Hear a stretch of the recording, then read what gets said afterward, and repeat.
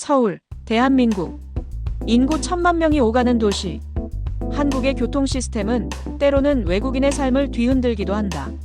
2023년 가을, 독일 뮌헨에서 활동 중이던 IT 컨설턴트 마르틴 씨는 한국 출장을 제안받았다.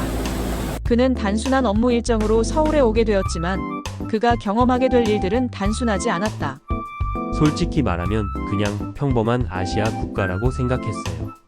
그 이상도 이하도 아니었죠. 마르틴 씨는 담담히 이야기했다. 그러나 인천국제공항에서 지하철을 타는 순간 그는 무언가 잘못 보고 있다고 느꼈다. 말끔히 닦인 유리, 조용히 움직이는 승객들, 자동으로 열리고 닫히는 스크린 도어, 그리고 공기 중에 감도는 냉방된 공기의 청량함. 그에게 이곳은 지하철이 아닌 미래의 한 조각처럼 느껴졌다. 나는 지금 정말 지하를 달리고 있는 건가? 그의 첫 번째 충격은 그렇게 시작되었다. 그날 이후 그는 지하철을 탈 때마다 핸드폰을 꺼내들었다. 사진을 찍고 기록하고 또 생각했다. 무언가 잘못 알고 있었던 건 자신이었는지도 모른다고. 서울 출장은 일주일 일정이었다. 하지만 마르틴 씨에게 그 일주일은 단순한 업무 이상의 경험이 되었다. 그는 매일 아침 8시 강남에 위치한 호텔에서 출발해 9호선을 타고 여의도로 이동했다. 출근 시간 사람들이 빼곡히 모여 있음에도 불구하고 질서는 무너지지 않았다. 누군가는 이어폰을 낀 채 고개를 떨구고 있었고 또 다른 누군가는 전자책을 읽고 있었다. 혼잡하지만 조용했다. 이런 식의 이동은 유럽에서 상상하기 어렵습니다.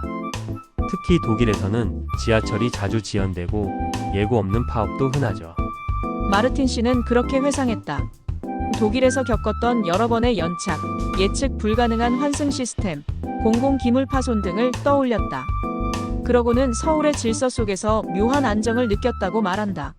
어느 날 저녁 회식 후 늦은 시간에 혼자 숙소로 돌아가던 길이었다. 지하철 막차를 타기 위해 급히 뛰어들어간 그는 한참 뒤에야 무언가 이상함을 느꼈다. 방금 무언가 지나가지 않았나? 그가 놓친 열차는 이미 떠났지만 전광판엔 다음 열차 도착을 알려주고 있었다. 몇 분 후 예고대로 도착한 열차는 또다시 마르틴 씨의 예상을 깨뜨렸다. 이건 마치 알고리즘처럼 작동하는 도시 같았습니다. 사람이 아니라 시스템이 도시를 지배하는 느낌이었어요.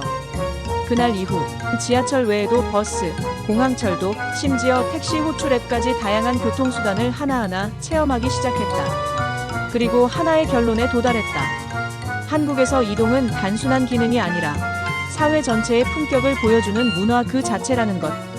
출장 5일째 저녁 마르틴 씨는 회사 직원들과 함께 강북의 한 전통 음식점에서 식사를 했다. 화기애애한 분위기 속 마르틴 씨는 처음으로 한국식 소주잔을 받아들었다. 괜찮으시면 오늘은 택시 타보세요. 지하철보다 더 편할 수도 있어요. 동료의 권유에 따라 그는 식사 후 혼자 택시를 잡아타게 된다. 그날 밤 도심은 비에 젖어 있었다.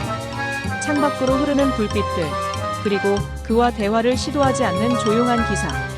처음엔 편안했다. 그러나 목적지를 도착할 때쯤 이상한 기분이 들기 시작했다.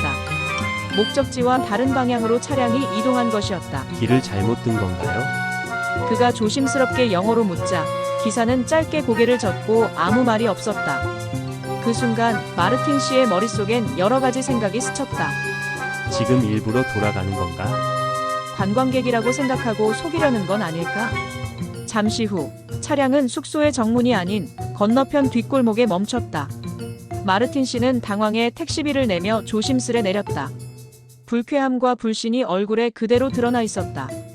그런데 그가 막 호텔 로비에 들어서려던 순간 누군가 그의 등을 툭 쳤다. 바로 그 택시 기사였다. 기사의 손에는 작은 검정 지갑이 들려 있었고 그 안엔 마르틴 씨의 신용카드가 들어 있었다. 잊으셨어요.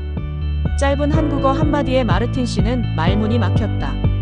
그는 지갑을 받고 고개를 숙이며 감사합니다를 한국어로 겨우 내뱉었다.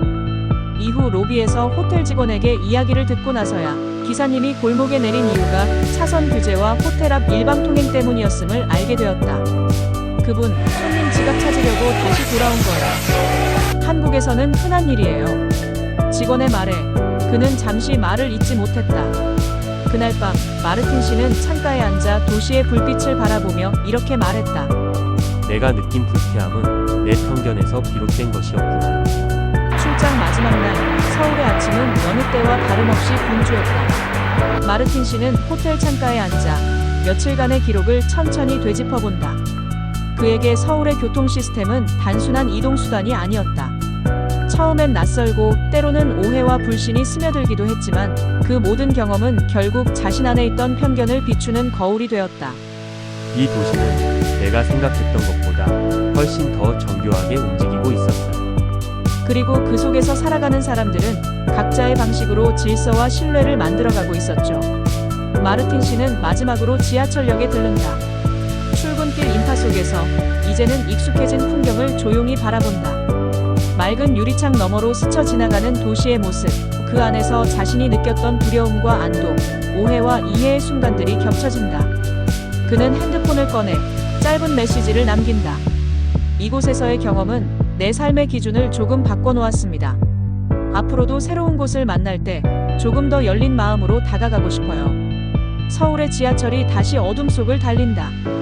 그 속에서 마르틴 씨의 여정도 조용히 마무리된다.